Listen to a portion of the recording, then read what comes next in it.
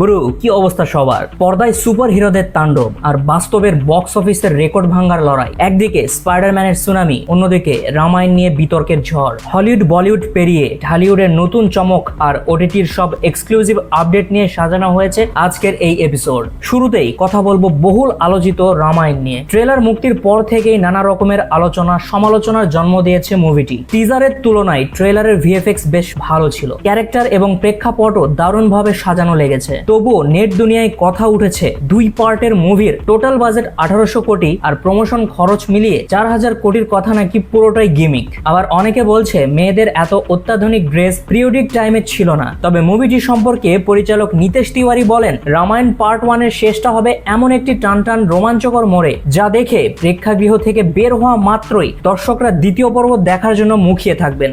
এবার একটু দেশের মাটিতে ফেরা যাক। রিলিজ হলো ঠিকানা বাংলাদেশ সিনেমার থিমেটিক পোস্টার। দেবী খ্যাত নির্মাতা অনম বিশ্বাস আনছেন ফুটবল আর যুদ্ধের এক অন্যতম গল্প। আরিফিন শুভ, নুসরাত ফারিয়া, ইরফান সাজ্জাদের মতো তারকাদের নিয়ে গড়া এই স্পোর্টস ওয়ার ড্রামা হয়তো এবছরের ডিসেম্বরে আলোর মুখ দেখতে যাচ্ছে। আরেকটি বড় সারপ্রাইজ হচ্ছে স্বনামধন্য ডিরেক্টর মোহাম্মদ ইকবাল আনছেন লেডি অ্যাকশন মুভি গুলশানের চামেলি। আর এর মূল আকর্ষণ হচ্ছে মুখ্য চরিত্রে থাকছেন ওপার বাংলার জনপ্রিয় মুখ মধুমিতা সরকার। যারা আমিন খানের কামব্যাক চাইছিলেন তাদের জন্য ডাবল ধামাকা। এই মুভিতে আমিন খানের সাথে থাকছেন 90 দশকের হার্টথ্রব অমর সানি, আরো থাকছেন রোজিনা এবং আজমেরি হক বাঁধন। গুরু, এবার একটু বক্স অফিসের ধামাকায় আসা যাক। পুরো বক্স অফিস এখন আক্ষরিক অর্থেই মার্ভেলের দখলে। বাংলাদেশের মাল্টিপ্লেক্সের ওপেনিং ডেতেই ইতিহাস সৃষ্টি করেছে স্পাইডারম্যান ব্র্যান্ড নিউ ডে। মাত্র একদিনেই 69,87,000 টাকা আয় করে রেকর্ড গড়েছে মুভিটি। বৃহস্পতিবার স্টার সিনেপ্লেক্স ও লায়ন সিনেমাস মিলিয়ে 67 শো এর মধ্যে 65টি ছিল হাউসফুল। অ্যাডভান্স বুকিং এ $200 মিলিয়ন ছাড়িয়ে অ্যাভেঞ্জার্স এন্ড গেমকেও পেছনে ফেলেছে স্পাইডারম্যান। শো ক্যাপাসিটি আরো বেশি থাকলে হয়তো প্রথম দিনেই কালেকশন কোটির ঘর ছাড়িয়ে যেত। তবে গুরু, আসল চমক তো অন্য জায়গায়। স্পাইডারম্যানের এই মেগা ঝড়ের মাঝেও বাংলাদেশের বক্স অফিসে নিজেদের শক্ত অবস্থান ধরে রেখেছে দ্য ওডিসি। মুক্তির 14তম দিনেও